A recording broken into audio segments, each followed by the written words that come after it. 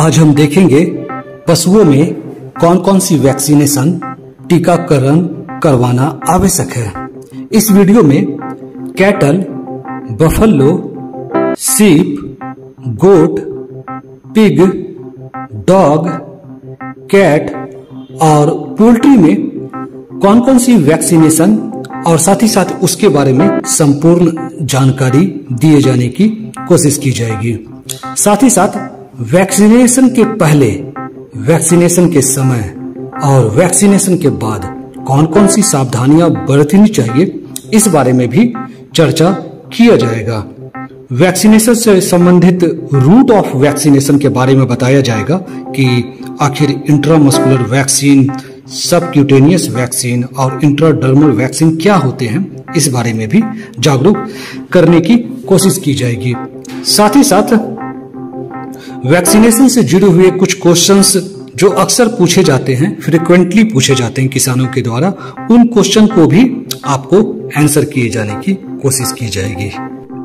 सबसे पहले बात करेंगे कैटल और बफलो में वैक्सीनेशन शेड्यूल के बारे में। इस वैक्सीनेशन शेड्यूल को डिस्कस करने से पहले बताना चाहूंगा कि ये जो भी शेड्यूल मेरे द्वारा डिफरेंट पशुओं के लिए बताए जा रहे हैं, जो भी वैक्सीनेशन शेड्यूल बताए जा रहे हैं, ये सब के सब बहुत ही रिलायबल सोर्स से लिए गए हैं। और यहाँ पर कैटल और बफलो का जो शेड्यूल है वो एनडीडीबी के द्वारा रिकमेंड किया गया है। इसी प्रकार से जो अदर एनिमल्स है, लाइव स्टॉक है, उसके लिए भी जो मैं वैक्सीन बताने जा रहा हूँ, वैक्सीनेशन शेड्यूल बताने जा रहा हूँ, वो भी काफी रिलायबल सोर्स से लिए गए हैं। लेकिन आप पाएंगे कि आपके एरिया में जो शेड्यूल बताया जा रहा है उससे थोड़ा बहुत ये डिफरेंस हो सकता है, क्योंकि किसी एरिया में किस डिजीज का कितना प्रिवेलेंस है, वो डिजीज इंडेमिक है या नहीं है, उसके आधार पर कई बार वैक्सीनेशन शेड्यूल को निर्धारित किया जाता है। तो ये थोड़ा बहुत इसमें चेंज आ सकता है। वो आप अपने जो लोकल वेटनरी डॉक्टर है उनके साथ डिस्कस करके आप इसमें थोड़ा बहुत मॉडिफिकेशन कर सकते हैं। तो शुरुआत करते हैं। सबसे पहले कैटल और बफलो में किस प्रकार से वैक्सीनेशन करवाना चाहिए। तो जो सबसे पहला डिजीज है जिसके लिए वैक्सीनेशन आवश्यक है वह है foot and mouth disease, FMD। इसके लिए जो फर्स्ट डोज है वो आपको 4 महीने या उससे ज्यादा का हो जाने पर आप फर्स्ट डोज FMD के लिए दे सकते हैं। साथ ही साथ जो बूस्टर डोज है वो 1 मंथ के बाद आप देंगे, और जो सब्सिक्वेंट डोज है वो 6 महीने पर उसके बाद आपको देना चाहिए। दूसरा जो डिजीज है वो है HS, हेमरेजिक सेप्टिसीमिया।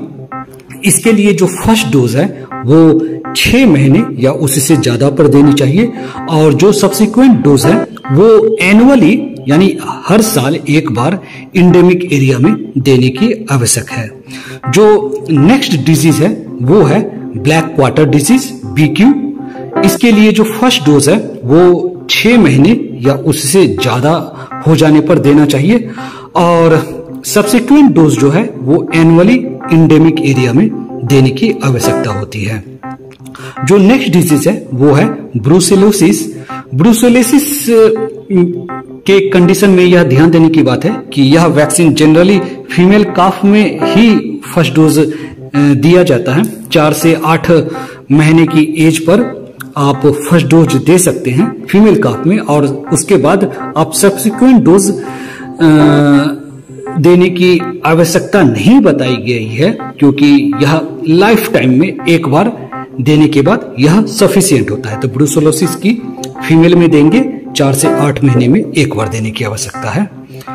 जो नेक्स्ट डिजीज है वो है थीलियरोसिस, और यह जो डिजीज है इसके लिए जो फर्स्ट डोज है वह 3 महीने या उससे ज्यादा हो जाने के बाद देने की आवश्यकता है। साथ ही साथ एक बात ध्यान देने की है कि यह जो वैक्सीन थीलियरोसिस के लिए जो देते हैं वह क्रॉस ब्रेड या एक्सोटिक में रिक्वायर्ड है, और यह लाइफ टाइम में एक बार ही देने की आवश्यकता है 3 महीने या उससे ज्यादा का हो जाने पर। जो नेक्स्ट डिजीज है वह है एंथ्रैक्स, और एंथ्रैक्स के लिए जो फर्स्ट डोज है वो 4 महीने पे दिए जाने की आवश्यकता है। 4 महीने या उससे ज्यादा हो जाने पर एंथ्रैक्स की फर्स्ट डोज देनी चाहिए वैक्सीन की, और उसके बाद इंडेमिक एरिया में एनुअली दिए जाने की आवश्यकता है। इसके बाद जो नेक्स्ट डिजीज है वह है IBR। IBR कहने का तात्पर्य है इन्फेक्शियस बोवाइन राइनोट्रैकेटिस, और इसका जो फर्स्ट डोज है वह 3 महीने या उससे ज्यादा का हो जाने पर देंगे, और साथ ही साथ इसमें एक बूस्टर डोज भी देने की आवश्यकता है, जो कि उसके बाद 1 महीने के बाद, फर्स्ट डोज देने के बाद 1 महीने के बाद आप बूस्टर डोज देंगे, और फिर हर 6 महीने पर आपको सब्सिक्वेंट डोज देने की आवश्यकता होगी। इसके बाद जो नेक्स्ट डिजीज है वह है रेबीज के लिए वैक्सीन देना, और रेबीज के लिए जो वैक्सीन होता है वो पोस्ट बाइट थेरेपी के तरीके से दिया जाता है। प्रिवेंशन के लिए यह वैक्सीन नहीं दिया जाता। बाद में यदि बाइट हो गया, किसी डॉग ने बाइट कर लिया है कि आपके गाय या भैंस को, तो उस कंडीशन में आपको वैक्सीनेशन करवाने की आवश्यकता है। फर्स्ट डोज जो है यह ध्यान देंगे कि रेबीज की जो फर्स्ट डोज है वो बाइट के तुरंत बाद, इमीडिएटली आफ्टर बाइट आप फर्स्ट डोज देंगे। बूस्टर डोज जो है वह 4थे दिन पर देंगे, 4th डे को एक फिर से बूस्टर डोज देंगे, और सब्सिक्वेंट डोज जो है वह ऑप्शनल है, उसे आप 7 दिन, 14 दिन, 28 दिन और 90 दिन पर दे सकते हैं। फर्स्ट डोज के इतने दिनों के बाद आप दे सकते हैं, यह ऑप्शनल है। यह जो भी आपके लोकल वेटनेरियन होंगे उनके साथ डिस्कशन करके आप ये ऑप्शनल डोज भी लगवा सकते हैं। तो दोस्तों, यह कैटल और बफेलो के जो इम्पोर्टेंट वैक्सीनेशन है वो इसके बारे में यहाँ पर जानकारी दी गई।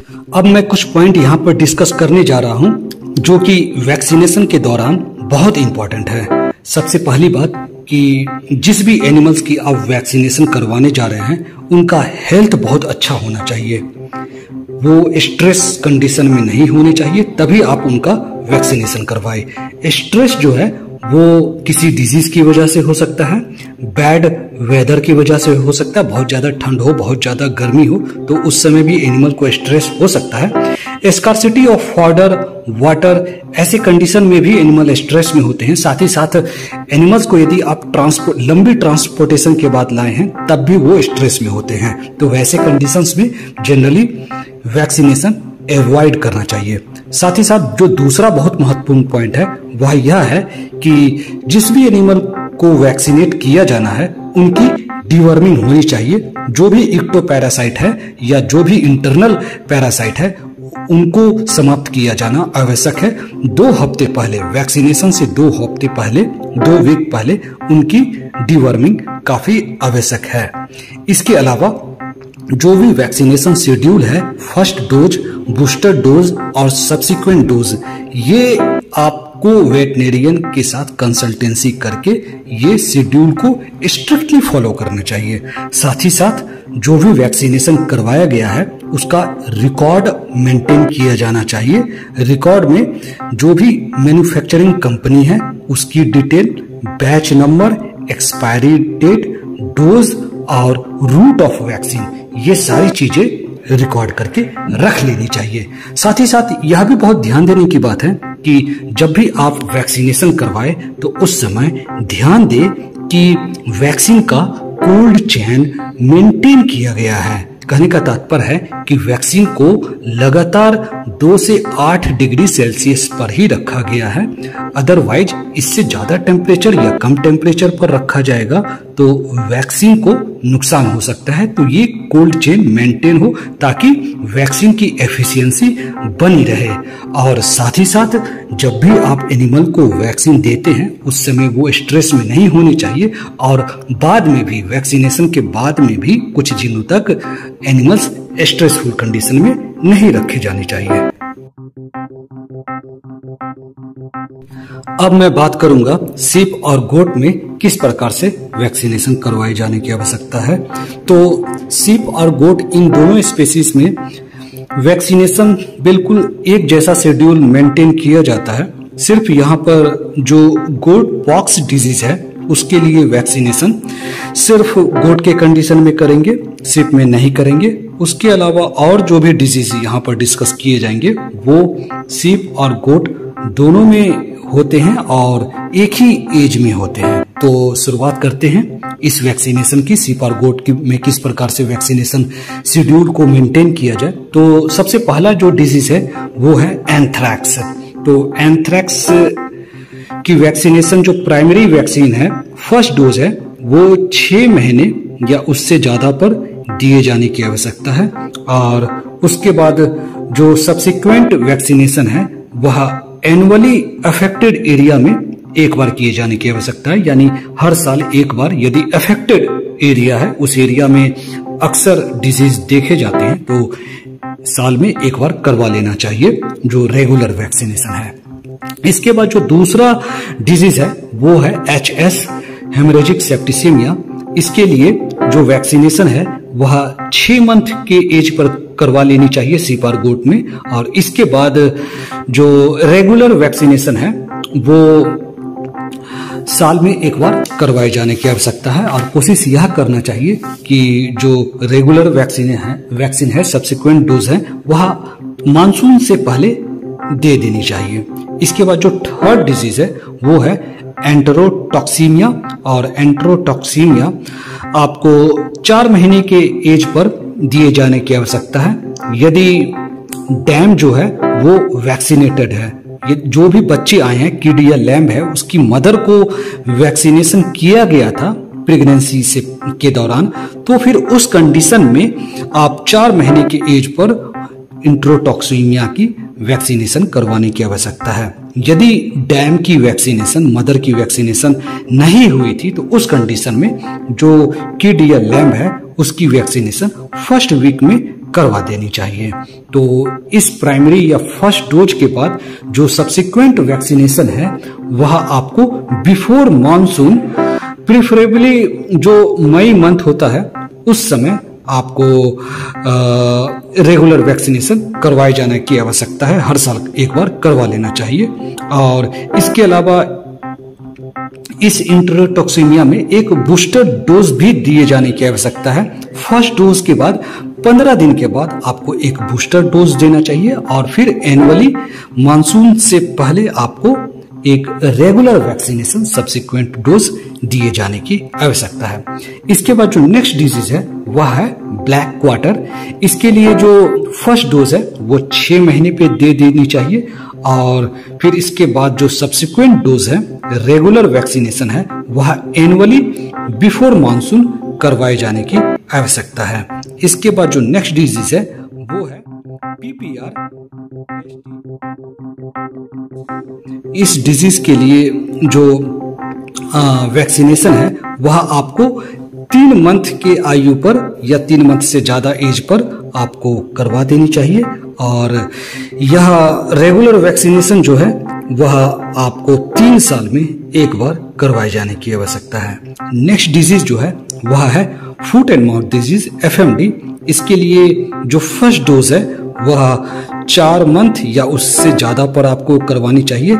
और जो रेगुलर वैक्सीनेशन है, सब्सिक्वेंट डोज है, वह साल में 2 बार, प्रिफरेबली सितंबर और मार्च मंथ में करवा देनी चाहिए। इसके बाद जो नेक्स्ट डिजीज है वह है गोट पॉक्स। गोट पॉक्स सिर्फ गोट के कंडीशन में होगा, शीप में नहीं होगा। और यह 3 मंथ की आयु पर या 3 मंथ से ज्यादा हो जाने पर यह वैक्सीनेशन करवा देनी चाहिए। और फिर एनुअली एक बार सब्सिक्वेंट डोज रेगुलर वैक्सीनेशन करवाने की आवश्यकता है। और यह जो सब्सिक्वेंट डोज है कोशिश करना चाहिए कि दिसंबर मंथ में यह रेगुलर वैक्सीनेशन हो जाना चाहिए। इसके बाद जो नेक्स्ट डिजीज है वह है CCPP।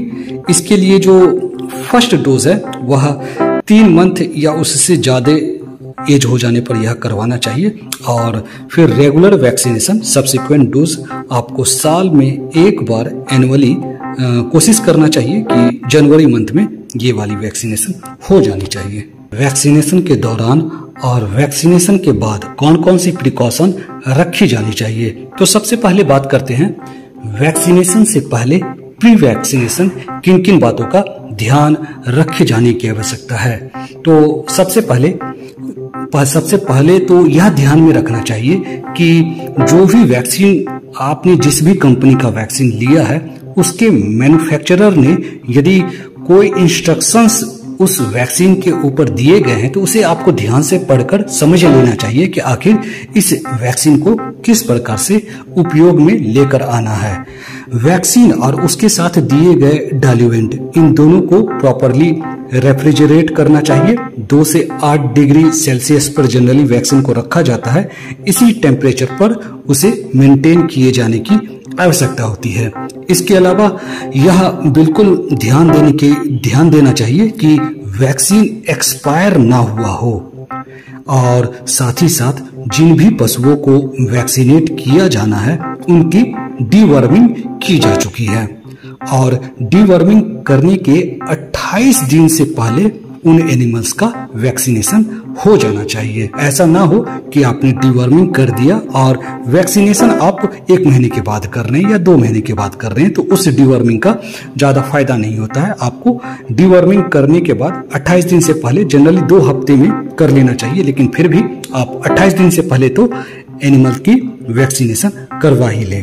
साथ ही साथ आपको यह ध्यान में रखना चाहिए कि जहां पर भी वैक्सीनेशन कर रहे हैं वह शेडेड एरिया होना चाहिए, छांव होना चाहिए। ऐसा नहीं कि आप एनिमल्स को धूप में खड़े करके वहां पर वैक्सीनेट कर रहे हैं।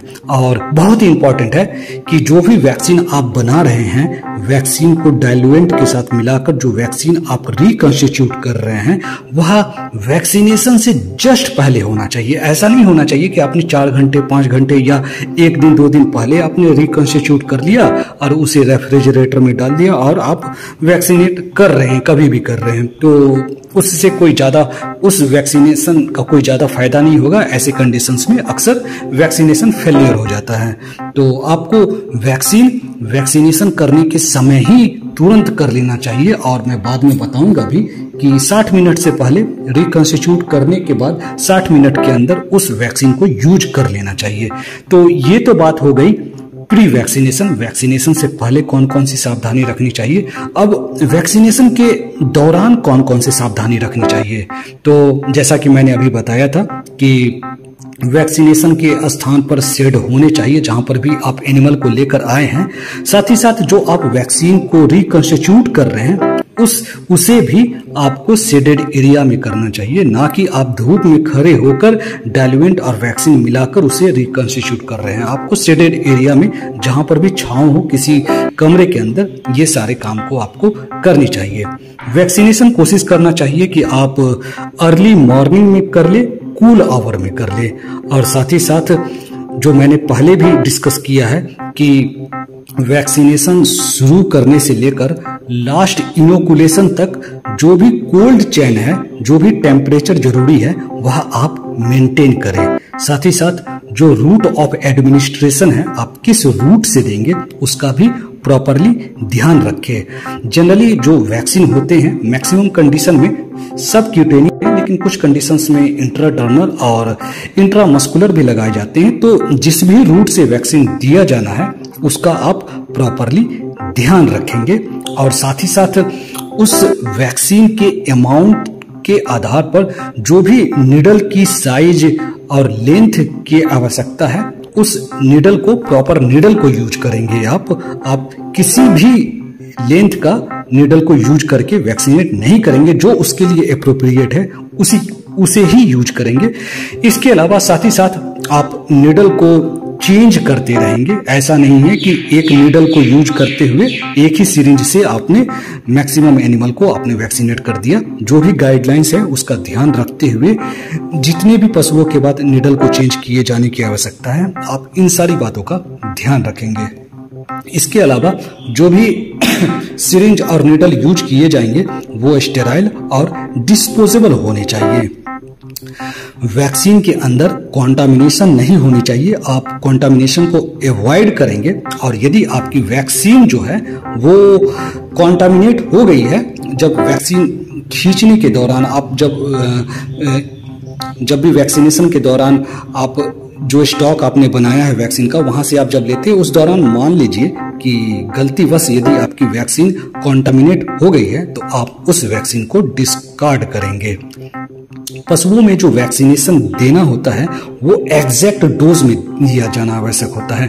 जो भी प्रिस्क्राइब्ड गाइडलाइन है 0.5 ml है या 0.25 ml है, जो भी प्रिस्क्राइब है आप उसी के आधार पर उसी अमाउंट में आप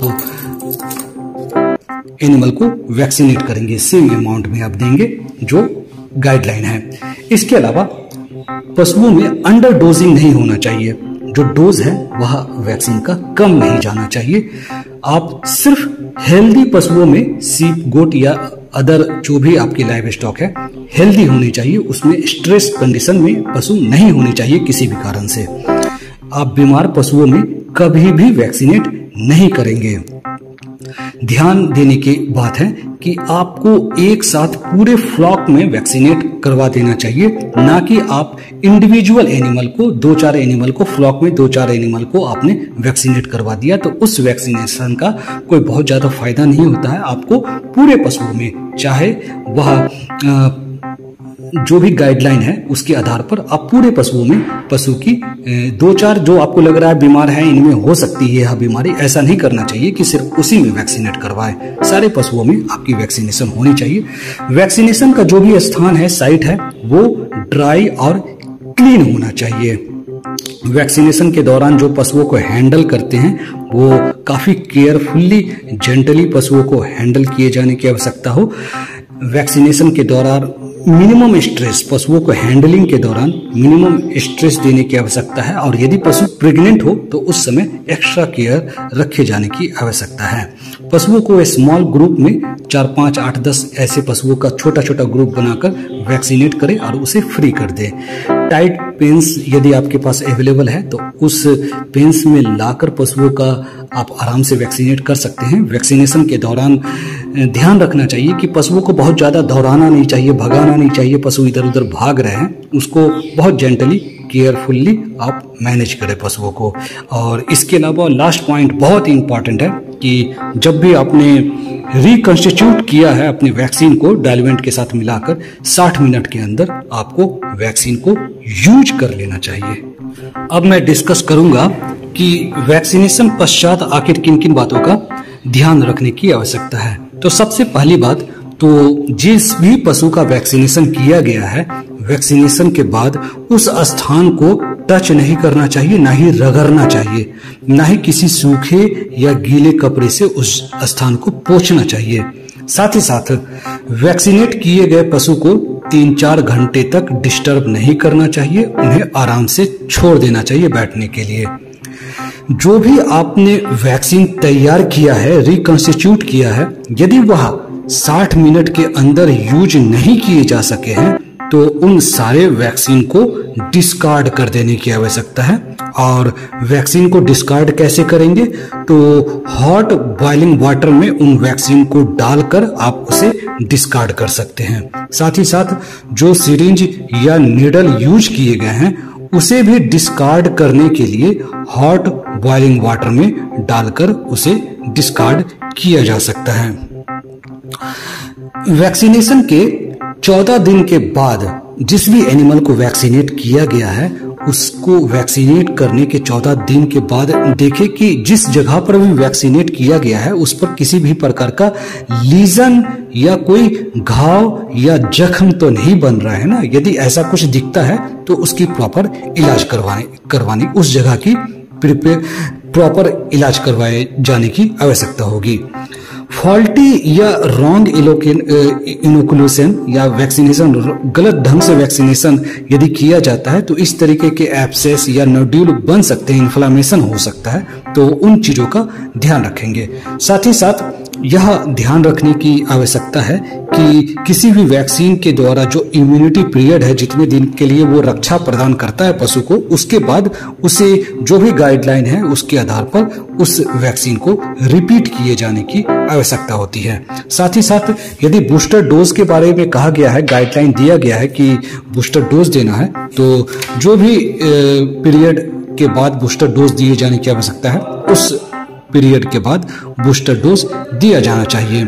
इसके अलावा एक बहुत ही महत्वपूर्ण बात है कि जो भी वैक्सीन लगाए गए हैं उसकी प्रॉपर रिकॉर्डिंग काफी आवश्यक होती है। आप उसकी रिकॉर्ड को रखें ताकि बाद में फ्यूचर में उसे यूज किया जा सके। इसके अलावा दोस्तों कई बार जो हमारे किसान होते हैं वो कुछ फ्रीक्वेंटली कुछ क्वेश्चंस पूछते हैं, उन क्वेश्चंस के बारे में भी यहाँ पर मैं आंसर करने की कोशिश करूंगा। जनरली ये जो क्वेश्चन आंसर मैं दे रहा हूँ ये शीप और गोट को ध्यान में रखते हुए मैं इन क्वेश्चंस को आंसर कर रहा हूँ, लेकिन आप अन्य लाइव स्टॉक के केस में भी इन बातों का ध्यान रख सकते हैं। जनरली यह क्वेश्चन पूछा जाता है कि शीप या गोट में कितने महीनों के बाद आप वैक्सीनेशन करवा सकते हैं। तो जनरली 2 महीने के बाद हम वैक्सीन दे सकते हैं। यह भी पूछा जाता है कि सबसे पहले कौन सा वैक्सीन देना चाहिए। तो सबसे पहले जनरली इंट्रोटॉक्सीमिया और उसके बाद हेमरेजिक सेप्टिसीमिया, इसके लिए आप वैक्सीन दे सकते हैं। यह भी एक क्वेश्चन जनरली पूछा जाता है कि 2 वैक्सीन के बीच में कितना समय अंतराल होना चाहिए, कितने दिनों का गैप होना चाहिए। तो जनरली 14 दिन का गैप रख लेना चाहिए। और साथ ही साथ यह भी पूछा जाता है कि कब तक शीप या गोट में वैक्सीनेशन करवाए जाने की आवश्यकता होती है। तो जब तक वो फार्म पर हैं तब तक जो रेगुलर वैक्सीन जो कि आप एनुअली देते हैं उस तरीके की वैक्सीन जब तक भी एनिमल आपके फार्म पर है वो वैक्सीन आपको करवाते रहना चाहिए। फिर एक बार यह भी क्वेश्चन काफी पूछा जाता है कि क्या वैक्सीनेशन करवाने से पहले डीवर्मिंग जरूरी है। तो हाँ, वैक्सीनेशन करवाने से पहले डीवर्मिंग आवश्यक है, यह करवा लेना चाहिए। और डीवर्मिंग करवाने के 4 से 28 दिन के बीच में आपको वैक्सीनेशन करवा लेना चाहिए। यह भी जनरली पूछा जाता है कि जितने भी वैक्सीन अवेलेबल है शीप, गोट या अदर लाइव स्टॉक में, क्या हर वैक्सीन को यूज करना चाहिए। तो इसके लिए कहना चाहूंगा कि यह जरूरी नहीं है कि हर जो भी वैक्सीन अवेलेबल है सबका वैक्सीनेशन करवा ले। आपके रीजन में किस डिजीज का खतरा ज्यादा है, आप अपने लोकल वेटनेरियन के साथ इस बात को डिस्कस करते हुए कि किन किन डिजीज का इस एरिया में खतरा है, उन डिजीज को कवर करते हुए आप वैक्सीनेशन करवा सकते हैं। यह भी क्वेश्चन जनरली पूछा जाता है कि क्या 2 डिजीज के लिए वैक्सीनेशन एक साथ करवा सकते हैं। तो जनरली हमें एक साथ 2 वैक्सीन नहीं लगाना चाहिए, लेकिन यदि इमरजेंसी कंडीशन है, 2 डिजीज का एक साथ खतरा आ रहा है और आपने दोनों की वैक्सीनेशन नहीं करवा रखी है, तो ऐसे इमरजेंसी कंडीशंस में आप दोनों डिजीज की डॉक्टर की सलाह के बाद आप वैक्सीनेशन करवाना चाहिए। इसके बाद एक और क्वेश्चन जनरली पूछा जाता है किसानों से कि आखिर कई बार वैक्सीनेशन फेलियर हो जाता है। हमने एनिमल्स को वैक्सीनेट करवाया, लेकिन वैक्सीनेशन करवाने के बाद भी उस एनिमल में रिक्वायर्ड जो प्रोटेक्शन मिलना चाहिए उसके अंदर उससे पहले कई बार डिजीज दिख जाता है। तो आखिर इसका कारण क्या है, वैक्सीनेशन फेलियर क्यों होता है। तो वैक्सीनेशन फेलियर होता है क्योंकि हमने वैक्सीनेशन से पहले, वैक्सीनेशन के दौरान और वैक्सीनेशन के बाद जो कुछ एक सावधानियां बरतनी चाहिए वो हम कई बार नहीं बरतते हैं। इसकी वजह से वैक्सीनेशन फेलियर होता है। तो सबसे पहला गलती तो वैक्सीनेशन के रिकंस्टिट्यूशन के समय होता है कि हमने कोल्ड चेन मेंटेन किया या नहीं किया। हमने यदि जो रिकंस्टिट्यूशन कर रहे हैं, वैक्सीन बना रहे हैं डाइल्यूएंट के साथ, उस समय यदि कोई कॉन्टामिनेशन आ गया तो उस या फिर हम धूप में हमारी वैक्सीन धूप की वजह से गर्म हो गई तो फिर वैसे कंडीशंस में जनरली वैक्सीनेशन फेलियर होता है। इसके अलावा कॉन्टामिनेशन, जो कि मैं अभी डिस्कस किया था, कॉन्टामिनेशन की वजह से भी वैक्सीनेशन फेलियर होता है। और कई बार हम अंडर डोजिंग करते हैं, वैक्सीन कम लगाते हैं जानवरों को, तो वैसे कंडीशंस में भी वैक्सीनेशन फेलियर होता है। और साथ ही साथ कई बार हम बीमार जानवरों में वैक्सीनेशन कर देते हैं, तो वैसे कंडीशन में भी वैक्सीनेशन फेलियर होता है। उसके अलावा कई बार एनिमल्स में वर्म लोड होता है, हम डिवर्मिंग नहीं करवाते हैं, तो उसकी वजह से भी कई बार वैक्सीनेशन फेलियर होता है। और एक क्वेश्चन, यह सबसे इंपॉर्टेंट क्वेश्चन है कि कई बार यह पूछा जाता है कि आपने अपने जानवरों में किसी एक पार्टिकुलर डिजीज के लिए वैक्सीनेशन नहीं करवाया है और आउटब्रेक आ गया, तो वैसे कंडीशन में क्या करना चाहिए। आपके कुछ पशुओं में बीमारी दिख रही है, आपने पशु का वैक्सीनेशन नहीं करवा रखा है, तो ऐसे कंडीशन में वैक्सीनेशन करवाना चाहिए या नहीं करवाना चाहिए। तो जो सबसे सही अप्रोच है यहाँ पर कि आप अपने हेल्दी और डिजीज एनिमल, सिक एनिमल और हेल्दी एनिमल को आपको छांट लेना चाहिए, बिल्कुल अलग अलग कर लेना चाहिए। और आप यहाँ पर जो आपके हेल्दी एनिमल है उसमें आप वैक्सीनेशन करवा सकते हैं। लेकिन एक बात यहाँ पर ध्यान देने की है कि जो भी एनिमल इंक्यूबेशन पीरियड में होंगे, यदि उनमें डिजीज आ गई है और वो हेल्दी दिख रहे हैं और इंक्यूबेट कर रहे हैं, तो वैसे कंडीशंस में कई बार जो हेल्दी दिख रहे हैं एनिमल, उनमें वैक्सीन का इफेक्ट नहीं आता है। अब मैं डिस्कस करूंगा कि पिग में, सुकर में किस प्रकार से वैक्सीनेशन किए जाने की आवश्यकता है। तो सुकर के केस में सबसे पहले देखते हैं, काफी इंपॉर्टेंट डिजीज है स्वाइन फीवर। स्वाइन फीवर के लिए जो फर्स्ट वैक्सीन होगा वह 25 से 30 दिन में करवा लेना चाहिए, और फिर उसका बूस्टर डोज वो 1 महीने के बाद, जो पहला फर्स्ट डोज है उसके 1 महीने के बाद बूस्टर डोज, और फिर जो सब्सिक्वेंट वैक्सीनेशन है वह 6-6 महीने के अंतराल पर किए जाने की आवश्यकता होती है। सेकेंड जो डिजीज है वो है FMD, foot and mouth disease. इसके लिए फर्स्ट वैक्सीनेशन 42 दिन पर, 42 डेज पर, और बूस्टर उसके 1 महीने के बाद, और सब्सिक्वेंट जो डोज है वह 6-6 महीने के अंतराल पर दिया जाना चाहिए। जो थर्ड डिजीज है वह है हेमरेजिक सेप्टिसीमिया। हेमरेजिक सेप्टिसीमिया सबसे पहले 2 मंथ फर्स्ट डोज जो है वह 2 मंथ पर आपको दे देना चाहिए, और फिर उसके बाद जो बूस्टर है वह 1 महीने के अंतराल पर, और जो सब्सिक्वेंट डोज है वह एनुअली साल में 1 बार आपको देते रहना चाहिए हेमरेजिक सेप्टिसीमिया HS के लिए। अब दोस्तों हम देखेंगे पोल्ट्री के कंडीशन में किस प्रकार से वैक्सीनेशन करवाई जाने की आवश्यकता है। तो यहाँ पर पोल्ट्री में ब्रॉयलर और लेयर, इन दोनों के लिए मैं बताऊंगा वैक्सीनेशन। सबसे पहले देखते हैं ब्रॉयलर के लिए किस प्रकार से वैक्सीनेशन करवाए जाने की आवश्यकता है। तो ब्रॉयलर में डे 1 में मैरक डिजीज के लिए, 5 से 7 दिन में जब आपकी बर्ड 5 से 7 दिन की हो जाए तो रानीखेत डिजीज के लिए, और 12 से 14 दिन पर आपको इन्फेक्शियस बर्सल डिजीज के लिए वैक्सीनेशन करवा लेनी चाहिए। अब देखेंगे लेयर में कौन कौन सी वैक्सीन देने की आवश्यकता होती है पोल्ट्री के केस में।